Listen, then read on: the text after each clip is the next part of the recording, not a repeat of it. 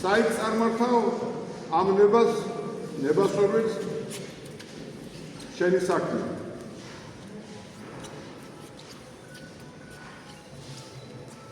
თუ სულიწმიდის მადლთა მადლის სასარგებლოდ წარმართავ,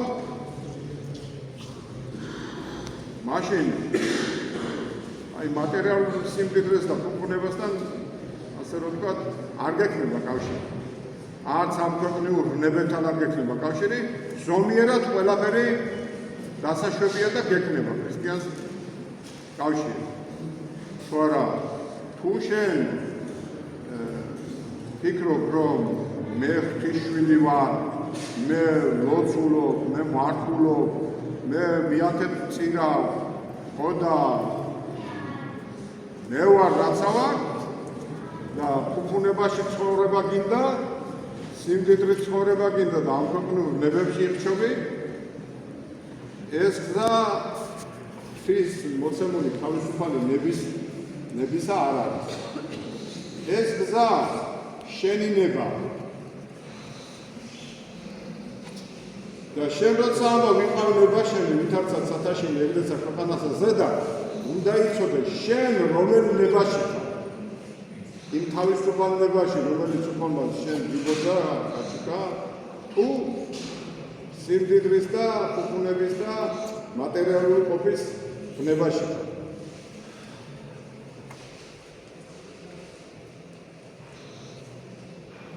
შენ უნდა მოძებნო ზეცის გზა. თუ დასცილდი ზეცის გზას, იქცევი უძღები შვილად. და უძღები შვილი სანამ არ მოინანიებს, სანამ არ შეიგნებს თავის ცოდვად დაცემას, იგი მანამდე მივა ღორების საჭმელზე ვარეს დღეში ჩავარდება.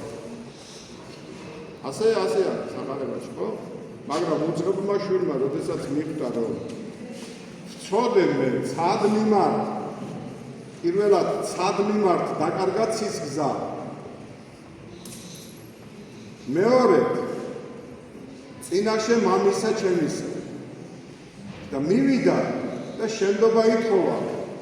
კი არ დატოვა იგი იმ მდგომარეობაში, როგორაც დაცემული იყო, ისე კი არ დატოვა. აიყვანა ისევ ხარისხში. სულიწმიდის მადლი კვლავ განახლდა იმ ადამიანში. ნება ღვთისა კვლავ განახლდა. რადგან იგი უკვე მობრუნებული სინანულით სწორ გზაზე და ეს გზა იყო ზეცის გზა.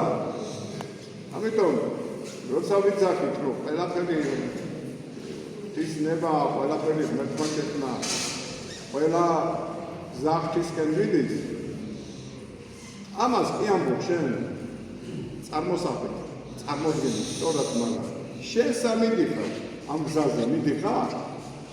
შენ ზეცის გზაზე დგახარ? ქრისტეს გზაზე დგახარ?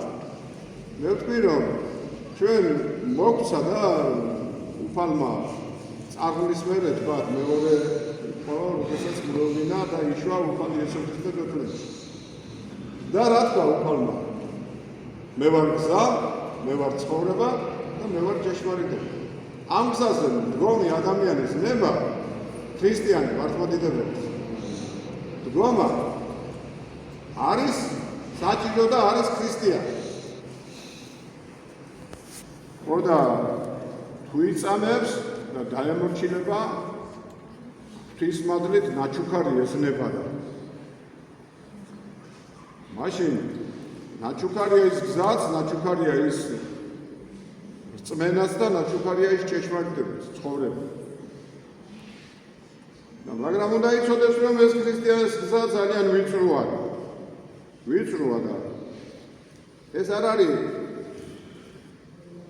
არის მართალი სიტყვით, მართალი რწმენით, მართალი საქმით, მართალი ეკლესიის ტიპიკონით,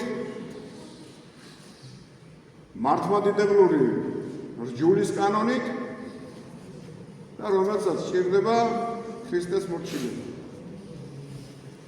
ქრისტეს სიმდაბლე სჭირდება, ქრისტეს სიყვარული სჭირდება და გაქრისტიანება სჭირდება თითოეული ადამიანისა. და ჩვენი ხედვიდან, მაგრამ და გაქართველება სჭირდება კიდევ. გასავლელი არის გოლგოთის გზა ჯვარცმით, აღდგომით და ამაღლებით.